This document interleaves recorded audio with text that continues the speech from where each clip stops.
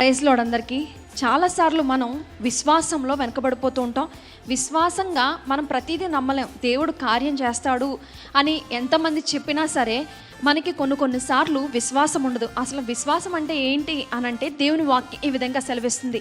హెబ్రీయులకు రాసిన పత్రిక 11వ అధ్యాయము 1వ వచనంలో, విశ్వాసం అనున్నది నిరీక్షింపబడి వాటి యొక్క నిజస్వరూపమును అదృశ్యమైనవి యున్నవనుటకు రుజువునై ఉన్నదని దేవుని వాక్యం సెలవిస్తుంది. విశ్వాసం అంటే అక్కడ లేకపోయినా సరే ఉంది అని నమ్మితే అది విశ్వాసం. మనకు కూడా అటువంటి విశ్వాసం కలిగి ఉండాలి.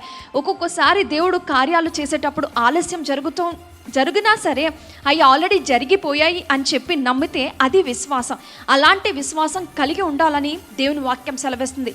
అలాంటి విశ్వాసం కలిగి మనం దేవుడు కొరకు కడ వరకు ఎదురు చూసి నిలకడగా ఉందుముగాక. ఆమేన్.